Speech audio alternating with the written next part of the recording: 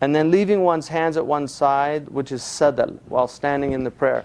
Now, just to say a few things about it, Sadl has been attacked by a lot of ignorant people in this time. If you look at the Maliki countries now, which almost all practice Sadl 30 years ago, and now you almost don't see it.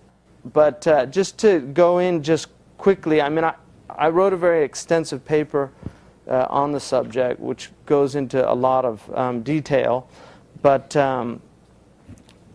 none of the Imams, and this is something they never tell you, not one of the 4 Imams considers qabl to be a sunnah. None of them. Shafi'i doesn't, Ahmad ibn Hanbal doesn't, Abu Hanifa doesn't, and Imam Malik doesn't. They all consider it, they call it min hay'at as-salah, except for the Malikis. In other words, it's just an outward form in the prayer. Imam Shafi'i in the which is one of his most important texts, he says that somebody praying يَجْعَلُ يَدُهُ الْيُمْنَى عَلَى الْيُسْرَى, he should put his right hand over the left hand. وَإِنْ أَرْسَلَهُمَا, but if he leaves them at the side, فَلَا بَأْسَ, there's no harm in that. In other words, it's fine. You do either one, it doesn't really matter. So Imam Shafi'i's madhab is, this isn't a big deal. وَإِنْ أَرْسَلَهُمَا فَلَا بَأْسَ بِهِ إِنْ لَمْ يَعْبَتْ بِهِمْ, as long as he's not playing around with his hands.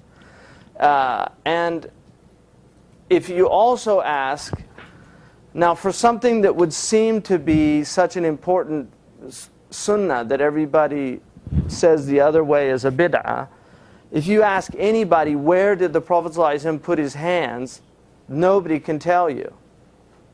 Except for the Hanafis have a weak hadith that says he put them under his belly button. And that's why the Hanafis pray with it under. But nobody can tell you where he put his hands.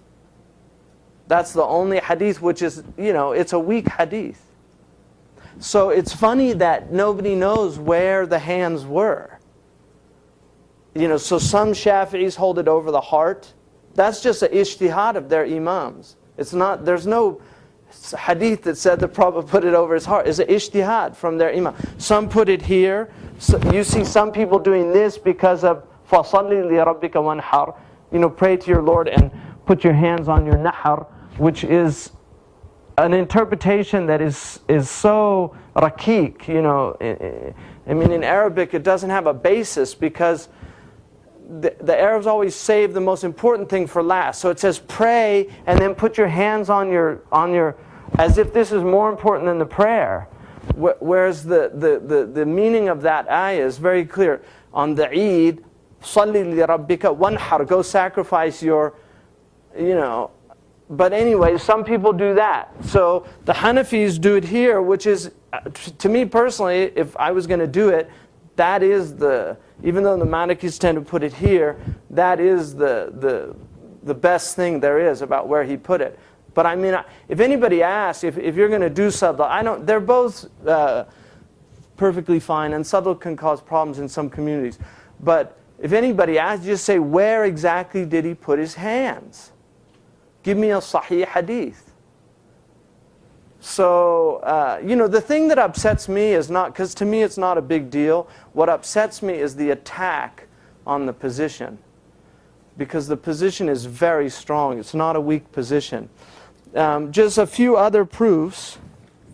What's the Arabic word for qabl? Yeah. To do qabl. Now, just to give you an example, there's nothing in the Quran. The only verse, so pray with your Lord and sacrifice, which is in Surah 108:2. Ibn Kathir mentions that Imam Ali said sacrifice means to place your right hand over your left hand on the upper chest, which I find to be dubious for a couple of reasons. Ali did Sadl. The Shia all do Sadl. Their Imam was Ali. It's not something that they just made up. Ja'far al-Sadiq did Sadl. The riwayat on the Ahl al-Bayt are Sadl. The Sunni riwayat are Sadl. And so the fact that Imam Ali is the one narrating this, one has to wonder about that. But Ibn Kathir says it's just unsound, the narration. He actually mentions it. Despite quoting the tradition that indicates this interpretation, which is related by Daraqutni and Al-Bayhaqi, Ibn Kathir says it's غير صحيح. So he relates it and then he says it's an unsound tradition. But it's not only weak in the chain, it's rhetorically specious, because Imam Ali knows Arabic better than anybody, and the particular is added to a general statement in rhetoric to emphasize superiority. Like if you mention the angels and then you mention Jibreel, it's to show that he's higher than the angels. You don't mention the weaker thing after the general. The particular is mentioned to emphasize.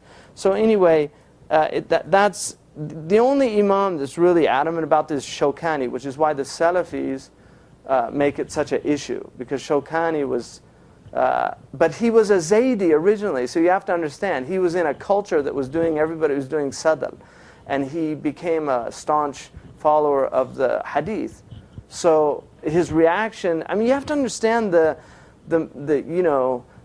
sociological aspects of a lot of this material. People don't like to think about this stuff, but there are realities to where people were and what was going on and why they take the positions they do. Now, just the most sound hadith of qabd, there's only one that's really strong, which is Sahal bin Sa'ad. It's related in the Muwatta. It's also in Al-Bukhari.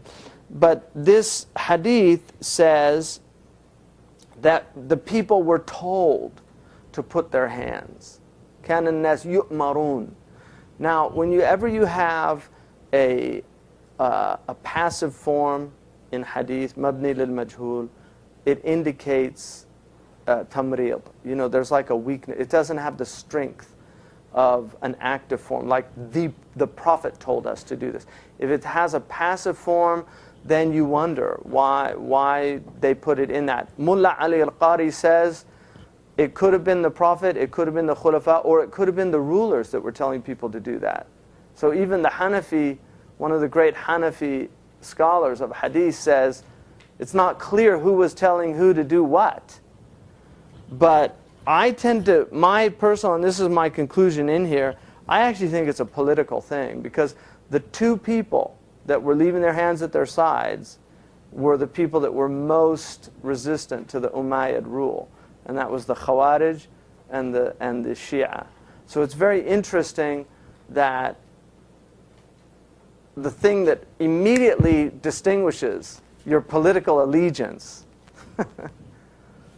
is in the prayer. So for people to leave their hands at their sides when everybody's Umayyad, and that's why Hassan bin Ali, there's a riwayah, he says, look, I don't care what they're doing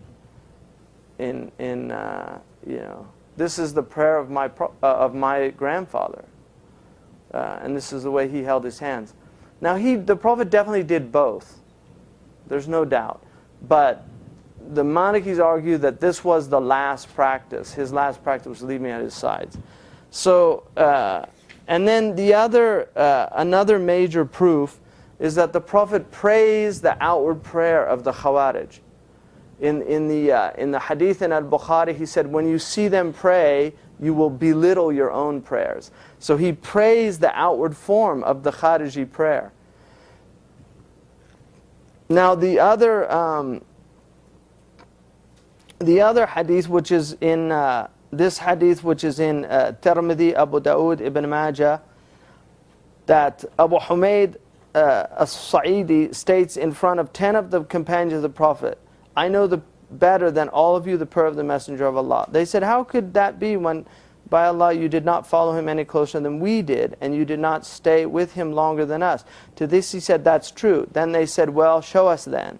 And he then said, if the Messenger of Allah stood to the prayer, he raised his hands to his shoulders, and then he said, Allahu Akbar, until all of his limbs settled in their natural resting places. And that's a sahih hadith. حتى سكنت الجوارح إلى مواضعها. until they came to their natural resting places. And that's Shaykh Muhammad Abid said the hadith is a clear proof for Sadl, because Abu Humayd is being tested and the companions would have jumped and said, no, you're wrong, he did this or that. But he didn't say, and then he put his hands over. Wouldn't it be Sunnah then to do it a different way, like maybe for a month at a time, or maybe for Sadl? Well, no, because, this is practice. Malik's madhab is about practice, and this is what they view the practice to be. You can do it in nafila, and that's when Imam Malik was asked about it. And he said, if the prayer gets long, there's no harm in putting your hand doing the qabl. That's his position, and that's what's in the Mudawwana. For people that say that his position, the Madani position of Mutarraf and Ibn Majishun is the qabl, they're not looking, I don't think, because some of the Malikis argue this, but if you actually look at the riwayah, they just say that Malik said, la ba's. There's no harm in it. And then again, it indicates that the masala was not, it wasn't a strong masala. But I will say, and this is where the Malikis, where our position about Sadl, especially that it's mashhur, is strong. And that is because the Iraqi Malikis consider the qabl to be haram. And they're the only, Malik is the only madhab that sees qabl as haram. No other madhab sees the Sadl as haram or even makruh. Do you see what I mean? So when you have a position, and the Iraqi madhab of the Malikis is very strong. I mean, these are some of the giants of Islamic history. Qadi Abdul Wahhab, Abu Bakr al-Baqallani. I mean, these are big ulama. And they considered it prohibited because they said it was i'timad. And what that means, it to against something in your prayer unless you need to. It's called i'timad. You have to, has to be independent. And so, tarawih, and according to the Malikis, tarawih, yatarawih, is that moving back and forth like that. Because when you stand for long periods of time, you tend to yatarawih. You'll move back and forth. What the qabl does is it stabilizes. So when you do sadl, it's very hard to do that. You'll tend to put your weight on either, just like people that stand naturally, you'll tend to put your weight on the left or the right side. When you do qabl, it's a type of i'timad. It's a way of stabilizing your weight. And so that's one of the reasons why they considered it to be, the other Malikis said it was makruh for that reason. But because you're depending on your own self, your weight. But the Iraqi said no, it's not. And Allahu Alam, I mean, my point is, this is not a big issue with me in terms of qabl. I have no problem with qabl at all. It's a strong position. I don't think it's personally as strong as Marabt al-Hajj, when he went to the east and he read al-Bukhari and the hadith in Medina, he came back doing qabl in Mauritania. He was a young man, and he was a brilliant young scholar, and he came back and that was his position. There's Malikis that say that. There are Malikis that prefer the qabl. People complain about because nobody else did qabl in Mauritania. Marabt al-Hajj could care less what other people thought. But, his shaykh, some students went to him, and he told me this himself. Some students went to him, the shaykh, and said, who does he think he is, doing the qabl. And his shaykh said, just leave him alone. He'll as he learns, he'll leave it. And that's what happened. He said that he realized that the position for sadl in the madhab is much stronger than it is for qabl. And that's why the Malikis have argued for it over the, anyway, I think if you read the, inshallah, this will be out soon. If you read the argument in here, it's a very strong argument. I'll just, to tell you who, okay, this is Imam Shawkani saying this, all right? So it's coming from somebody who was against the Sadl. Abdullah ibn Zubair, these are the people that practice Sadl and are known in our tradition to have practiced Sadl. Abdullah ibn Zubair. Who's Abdullah ibn Zubair? Does anybody know who he is? He was the firstborn. Right, he's firstborn in the Hijrah, but who's his mother? Who's Asma? Exactly. So this is the son of the daughter of Abu Bakr.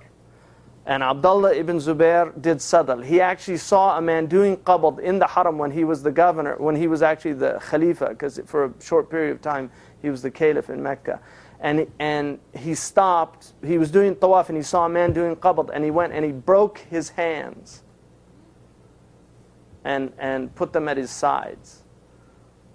And that's a riwayah thabita. So, you know, this, you have to, there were political things going on at that time. You know, it's very interesting. I mean, it's interesting that why the Al-Bayt, I mean, why they all did Sadr. You know, Ja'far al-Sadiq, Musa Kadhim, Baqir al-Sadr. I mean, these are the, you know, What's that? Yeah.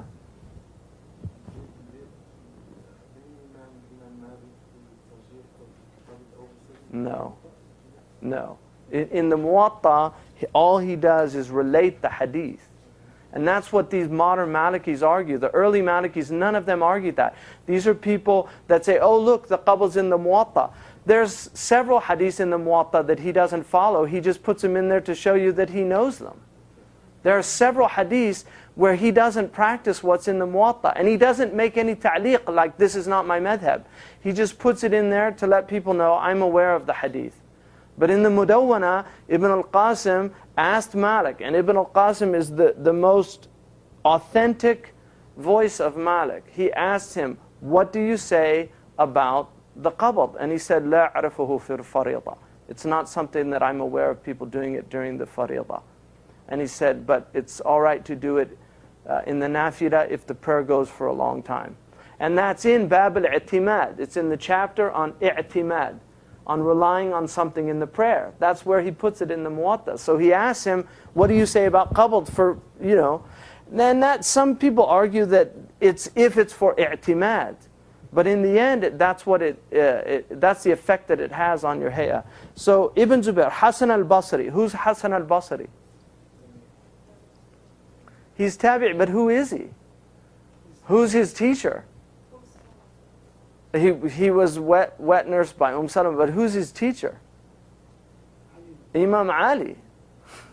So here's Abu Bakr's daughter, her son, and then Imam Ali's primary student, Nakha'i.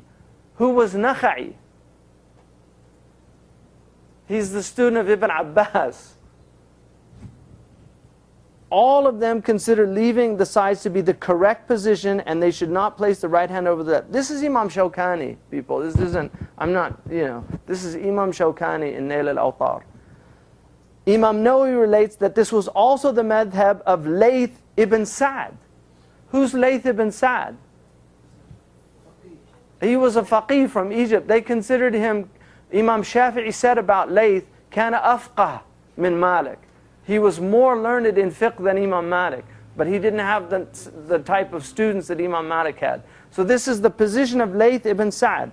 It's the position al-Mahdi relates that this was the position of the Qasimiyya, the Nasiriyya, as well as the position of Muhammad al-Baqir from the Shia.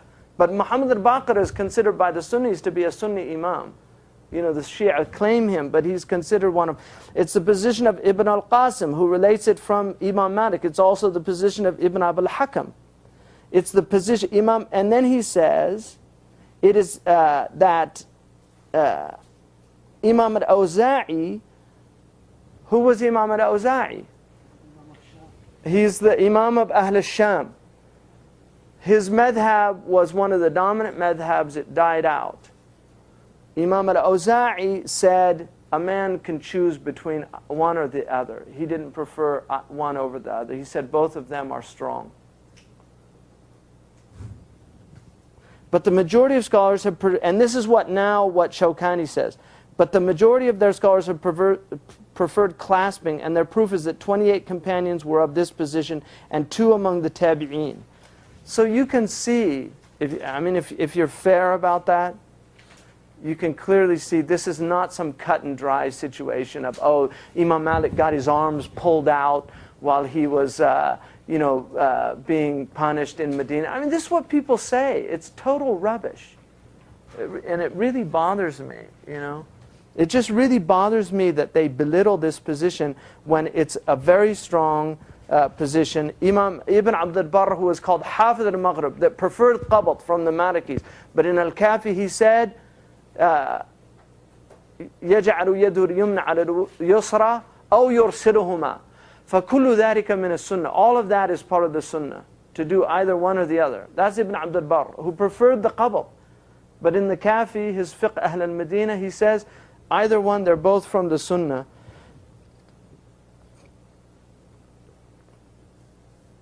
And now Shawkani claims that he only mentions 2 of the tabi'een, Imam al-Shawkani, that had this position of the ulama of the tabi'een. And his 2 are Hasan al-Basri and Tawus. But there's other riwayat that prove both of them actually preferred the... Tawus can be proven to have that opinion, because... and the record of it is in the Mursal in Ibn Abi. For Hasan is recorded to have left his hands at his side. And this is what Ibn Qudama says in Al-Mughni. Ibn Qudama, the great Hanbali scholar, said that Hasan al-Basri prayed with his hands at his sides. I mean, this is a man who knew, hundreds, if not thousands, of the Sahaba. And he's considered one of the most learned of the tabi'een. And this is his position, according to what's related by our scholars. Now here, Muhajir al-Nabal said that Ibn Mubarak, in his book of Zuhud, says he heard Muhajir al-Nabal say, when asked about doing the qabd in the prayer, whoever does that has not appropriately expressed abasement in the presence of power. And then Ibn Mubarak says, Ibn Mubarak is a student of Imam Malik, he's one of the great scholars of the tabi'een. Ibn Mubarak says, and a similar opinion is reported from Ahmad ibn Hanbal. And one scholar said, this is one of the best things that I have heard. And we also relate from Bishr al-Hafi. This is Ibn al-Mubarak.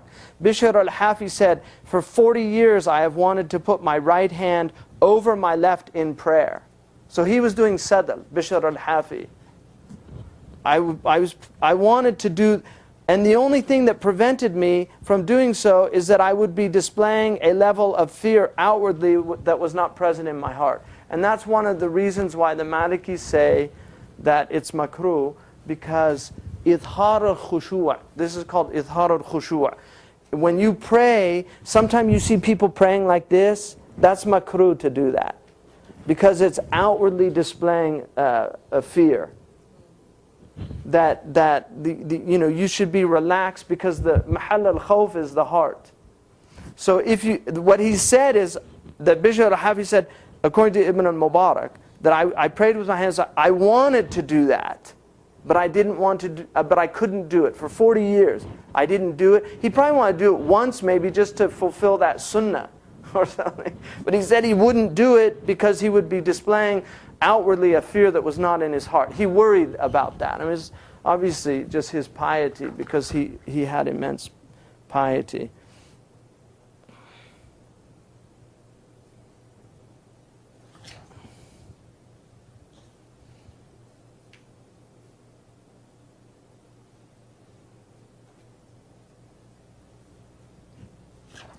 So anyway,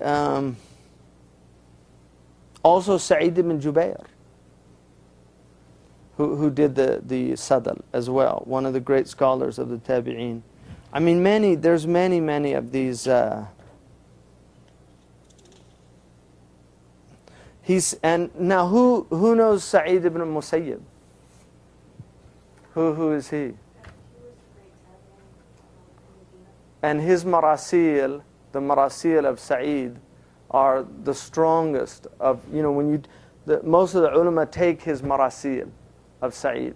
In other words, if he said it's a hadith, they don't mind the fact that he didn't mention the Sahaba, because he was such a sound. Ibn Yazid, a Medinan scholar of hadith who taught Malik, said, I never once saw Sa'id ibn Musayyib clasp his right hand over his left hand in prayer. He used to leave them at his sides. Kan yursiluhuma. Sa'id ibn Musayyib was no ordinary person. He learned from the most prominent companions of the Sahaba, of the Prophet ﷺ. Imam Dhahabi says about him, he was born 2 years into Umar's caliphate.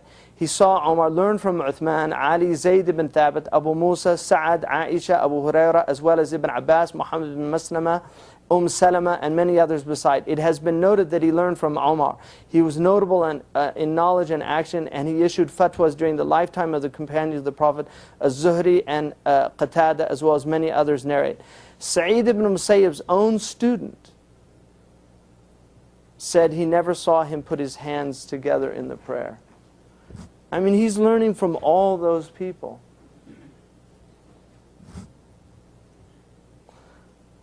So,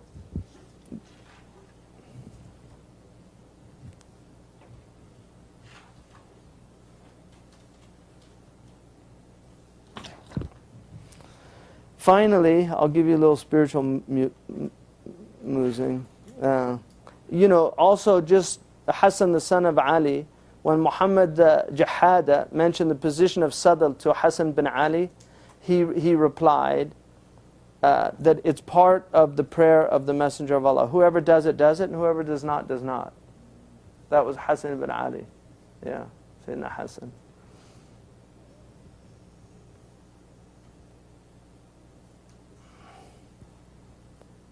So, here's what Imam Abu Hafs Umar al-Sahawawardi, the Mujaddidi, Freydun's great-grandfather. Here's what he said in his book, Awarif al-Ma'arif. I thought this was quite beautiful. God, in His infinite and subtle wisdom, created the human being, honoring and dignifying him and making him the point of His contemplation, the wellspring of His revelation, the best of what is in the heaven and the earth, both the spiritual as well as the material, celestial, and terrestrial. He is made in upright form of exalted spirit. His upper half from the point of the heart is the storehouse of the secrets of the heavens, and the lower half is the storehouse of the secrets of the earth. The center of his ego is in the lower half, and the center of his spiritual soul and heart is in the upper half. Hence, the pull of the ego conflicts with the pull of the spirit. So you have these two forces. That's why the hara, in Asian tradition, especially Japan, is so important, because that's where it's divided. The lower self, which is stomach and genitals, is the primary pull of the lower self, and then the higher self, which is heart and intellect, are the primary pull of the upper self, right? So the spirit, the breath, is in the upper part of the body, right? And so that point, there's a pull. What he's saying is there's a pull. So the angels are pulling you up, the demons are pulling you down. The demons want you to go down, and whereas the angels are pulling you up, and the Prophet's way is a balanced way. So you're balanced in your earthly life and in your celestial life, so that you're fulfilling your, you fast but you eat. He said, "Asum wa uftiru." I fast but I eat also. So I have my spiritual work, but I also recognize my earthly needs. Anamu wa aqum. I sleep and I get up. Sleep is the pull of the body, and the right. So he says, at the time of the prayer, the battle is particularly acute due to the conflict between one's faith and one's bestial nature. That's why the shaitan comes, right? Khinzab. Does everybody know Khinzab? Khinzab. He's a shaitan, yeah.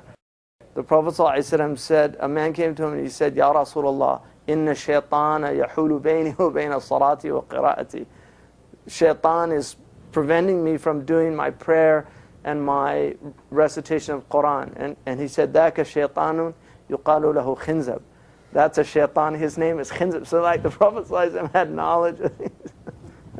SubhanAllah.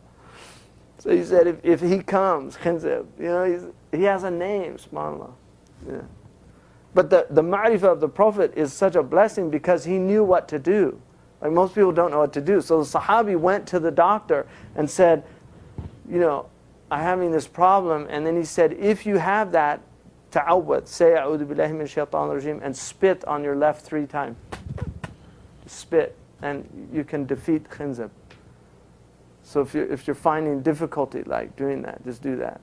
Allahu Akbar.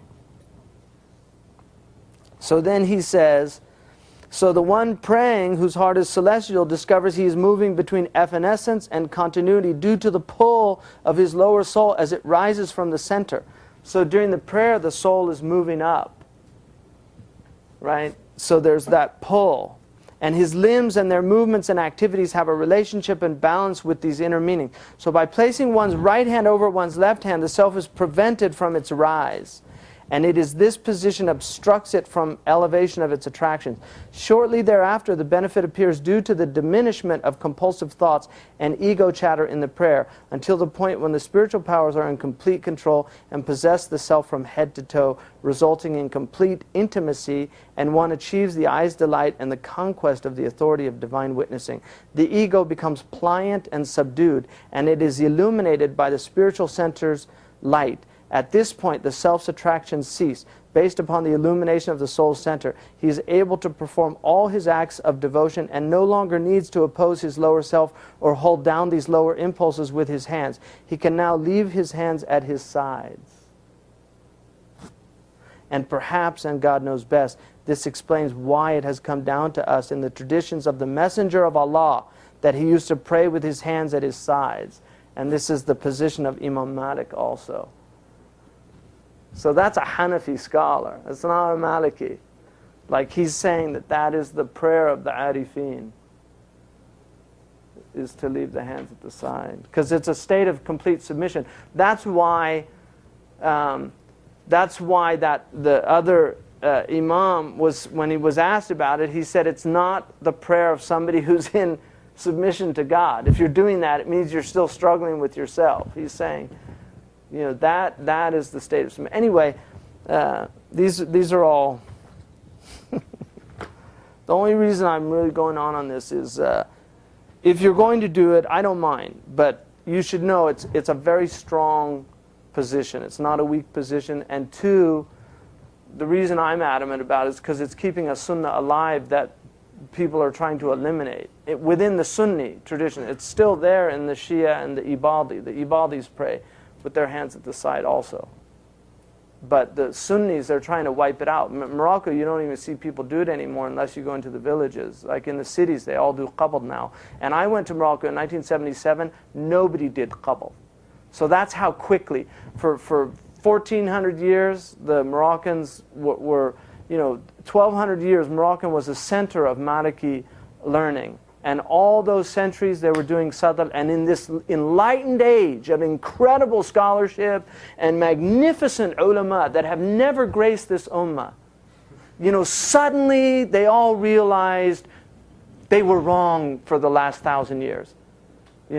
And we're the best people. All those people were wrong, and now we finally know how the Sunnah is to pray. Give me a break. Really, it's just too much.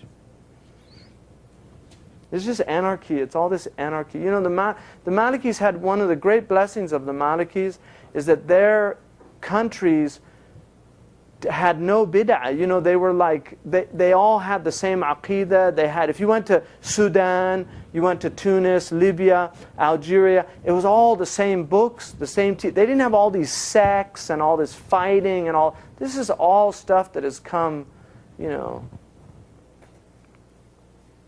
It's very sad. I mean, even Tajuddin al-Subki says there's mubtadi'ah in the Hanbali, the Shafi'i and the Hanafis, but he said Allah barra'a al-Malikiyah. He said Allah freed the Maliki. Imam Subki, who was a Shafi'i, and he was Shafi'i, strong Shafi'i, he said that Allah has freed the Malikis from the mubtadi'ah. That's in his Mu'id al-Ni'am wa Mubid al-Niqam. Outside of this thing, the sun, by American and sun has some kind of political connection. Yeah, that's partly true. King Hassan, you know, wa rahmatullah alayhi, I mean, King Hassan basically started doing qabd. Everybody did sadr before him. And he did qabd. And because King Hassan loved hadith, he actually used to read a lot of hadith. He started Dar al-Hassan, you know, Dar al-Hadith al-Hasaniyah, you know, in Fas, for the study of hadith, because hadith had died out considerably in Morocco. So he actually, but he wasn't at the level, you know, I mean, he didn't have the type of scholarship, you know. He's definitely was muta'allim. He wasn't jahil. He was a hafiz of Quran. He knew Arabic very well, and he'd studied fiqh and things like that. But he wasn't like an alim. And he did that, and that's true. But don't forget, his father had his wife come out without a hijab. And so the Moroccans all took their hijabs off as well. So, you know, الناس على دين ملوكهم. People follow the religion of their kings. You know, so that happens. But I mean, King Hassan was a scholar. I'm not going to, you know, deny that. And that does have something to do. But it has more to do with the fact that all of these, this literature, and I mean, you know how strong a lot of the shabab now, they think Maliki madhab is all bid'ah, and right, in Morocco, isn't that true? Yeah, so they're opposed to Sadl based on this kind of Salafi position that it's a bid'ah, but it's not a bid'ah. All you have to do is do your own research and see that many great ulama from the Sahaba and Tabi'een were noted to have done this practice. And these aren't made up riwayat. These are, you know, it's not like Malik alone took this position. You know, and it's the position of his madhab. It's the position of the Iraqi Malikis. It's the position of the Egyptian Malikis. That book that you just quoted off Adherence, is it the one that's found in Sadl? I don't know. I don't see why it would be. Well, it's pretty strong Ash'ari. But I mean, most Saudis, you know, they've lightened up a lot on the books. You can get a lot of books in Saudi now that you couldn't get before. So, I grew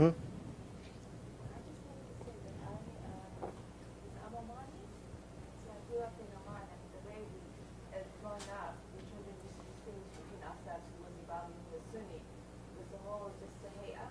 So it was so strong because, like, we always thought, you know, Sunnis would always be the Qadis and the Ibadis would always be the Hamdan. So even kids, you know, growing up, yeah.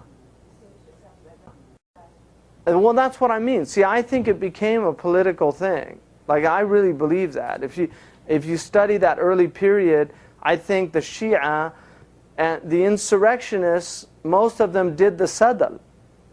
And so it's just a brilliant way for rulers to kind of distinguish who's for you and who's against you. You know, whereas the Malikis maintain that tradition. But you can see all of the Imams in their words, the qabd was not a big deal. And that's why none of them said it was Sunnah. And that's where I just take objection to these people arguing against Sadl, because the Imams of the four madhabs do not argue that point.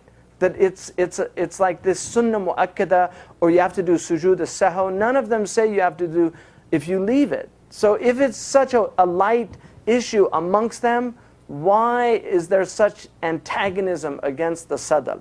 Is it just because the Shia and the Ibadi do that? Is that it? Because they do it? Well, they do a lot of things we do.